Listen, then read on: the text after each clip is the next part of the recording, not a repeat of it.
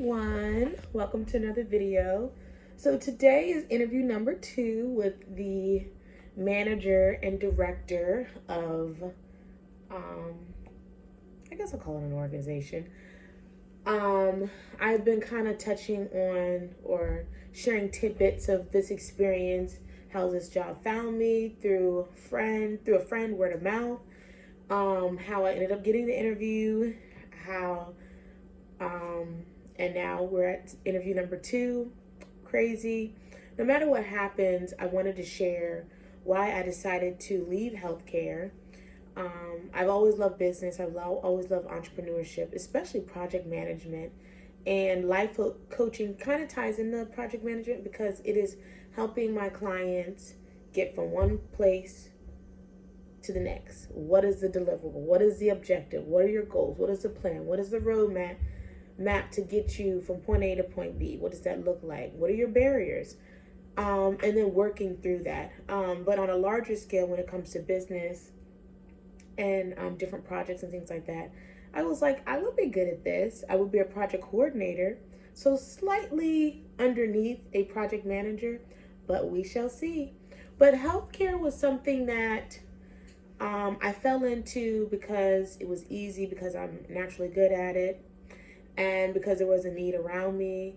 I never had a desire to pursue healthcare until my mom asked me to take a certified nursing assistant program with her to help her open her business, which of course I had no problem doing. And then when I was doing so well with my skills and just absorbing the material and just being naturally good at it, she encouraged me to consider nursing school. And I was like, and she was like, well, at least, come to these mock interviews, I guess you could call them, that the hospital is having, and just do an interview and see how you do.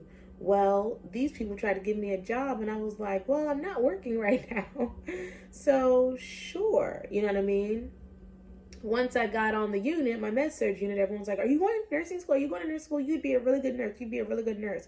I'm like, this is fine for now. I was making, at that time, decent money. It was right before the pandemic. I was able to take my income and, do some things and just really make leaps and bounds in the sense until things got more expensive. I needed a full-time babysitter. I didn't factor that in. After, so a lot of things were kind of like, okay, it was good, but then things change. Things always change, right? So I'm doing the math. We're coming up on the pandemic. And I'm like, the babysitter costs more than almost as much as I make. That's not going to work. So maybe I should go to nursing school to kind of offset this, And then I kept doing the math. Like, okay, even if I was a baby nurse, I would be making maybe $10 more. And honestly, I don't think I was recognizing the stress level that I was under. Just even though I was good at my job, I loved my coworkers, I loved my hospital, the potential of just healthcare as a career was not a good fit for me. Mind you, too, my parents are really encouraging me, really proud. They were always telling other people, which I guess I didn't realize how much I cared, but it didn't matter. Oh, she's in nursing. She's in nursing. My grandmother was an RN. Caregivers have always been in my family. Being a mom, all those things were just kind of like, yeah, I'm good at it. I can do it. I've done it before. Respite care, helping individuals with intellectual disabilities and, sitting with the elderly. But does that need to be my career? And I also noticed within healthcare, there is a thing that nurses do, most nurses, where we are the caregivers of the world to the point where we don't care enough about ourselves. And that could have spearheaded my self-care and self-love journey, but I had a need for that even prior to coming into healthcare, previous relationships, letting myself go and not really, investing that time I needed into like, what does Ashley want? What does Ashley need? Instead of always being in the shadow of my kids' needs, especially when they're younger, the relationship that I was in and where I was in my personal life, which was just like blah. So skip ahead. I was like, nurses tend to carry deadbeat men, Nurses tend to let their work and career and all the other obligations drive them to the point of burnout in their personal lives. They cannot disconnect from um, work and the needs of others. They're very much empaths in the sense where they feel that they take that on and it affects them personally, spiritually, mentally. Um, and they do too much. They do too much. And I was like, no. Mm-mm. And at that time, when I had downtime on my unit, it's 3, 4 in the morning. I've done all my patients' baths. I've done all my charting. I would listen to different YouTubers, podcasts, and read these different articles about this thing of self-care to a whole nother level. It was called the level up. It was called, being high maintenance, being high value, being feminine, being soft. And it was like a foreign language to me. And I was just constantly consuming these things. And that also inspired me still sharing on my YouTube my evolution, the changes and the things that I was going through, how I dressed on my day off, how I took care of myself on my day off, how I prioritized my time on my day off. Because in healthcare, I work 12-hour shifts. So I would go to bed at like maybe 3:30 to get up at 5:30 to be at work by, well, I'll get up like around 5:15 and get ready to work to be at work by 6, okay, to get off at 6 in the morning. Then when I get home, I would pay the babysitter, kiss my kids, put them on the bus or drive them to school, sleep halfway through the day before I would need to get up and get ready to get my kids from school, do homework, cook dinner, sometimes do it all over again, and sometimes that'd be a day off. Now, in healthcare, when you work 12-hour shifts, you work 3 days on, 4 days off. But a lot of times that wasn't consecutive. Sometimes it would be. If you got lucky and you could get in good with your manager and schedule your week like that, it would work. But looking back on those days, I think I wanted to be proud to be in healthcare because it's just such a rewarding and giving industry. It was cool to be in nursing school. It was cool to be like, nurse gang, nurse babe, baby nurse. Seriously, it was like a subculture. I was pushing myself in school. I was in school taking nursing prerequisites. But on the inside, deep down on the inside, I was like, I love entrepreneurship. I love the thrill of going and getting my money, creating my money, earning my money, how I want to earn my money. And this can't be all there is to my life. You know what I mean? I want more, and it's not for me. I can have a huge respect for other nurses and healthcare and all that it does, but not want to be a nurse. And when I finally came to that point and I said, enough is enough, I don't want to be a nurse anymore, I don't want to be in healthcare anymore, I was making more money with the side hustle that I was doing. And that was really the turning point for me. And then I found myself like, so why am I spreading myself thin to make basically minimum wage by the time I get my take home after taxes, after paying the babysitter, all that stuff, after the deductions, when my side hustle is making so much more money? I left my job fall of 2023, 2023, the rest of 2023, coming into the new year of 2023. So I worked the whole pandemic. 2023, 2024, no, 2022, I'm sorry. 2022 to 2023 to now we're in 2024. All those years, I was doing my own thing, and I also had my child support coming in, and I was good. And then I was dating my ex-fiance. I was with my ex-fiance who was paying all the bills.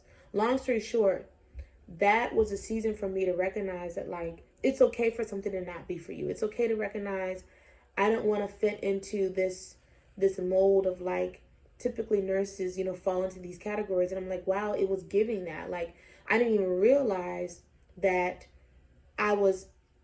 those habits and some of those traits were a part of my lifestyle even before I got into healthcare hardcore. Because remember, I was doing healthcare on the side, kind of unofficially, but it wasn't anything like, oh yeah, I'm in healthcare. It was just something I did on the side. I would sit with someone's great uncle. I would, help someone with their grandma, whatever. Just word of mouth, family members, whatever. And so if you do love healthcare, nothing against that. If you do love nursing, nothing against that. It is very needed. It is so much potential in the industry to grow and expand and make lots of money, but you have to prioritize self-care, and you have to have boundaries around your mental, your personal life. You know, people are going to be like, oh, you're a nurse, can you look at this? And you're like, mm-mm. Men are going to be like thinking it's some kind of sexy fetish of like, yeah, you can take care of me and rub my back. Or they'll just be the type of men that need mothering and need nurturing at 24/7, and they're going nowhere fast. They will drag you down as well, and you'll feel like, oh, I can help them, I can encourage them, I can support them in some way, but there's no hope for that. Like, you can't, even though you think you can. You're going to be challenged with, of course, all that the industry brings with the job: high stress, fast paced, death, overload,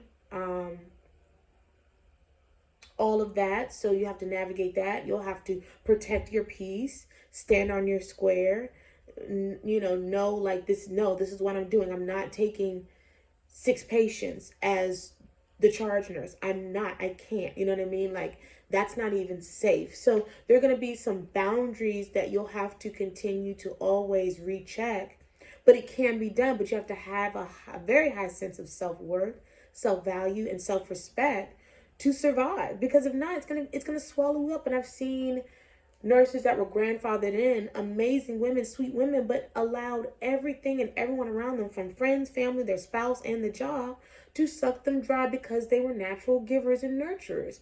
That's not fair. That's not the type of nursing that I would wish on anyone.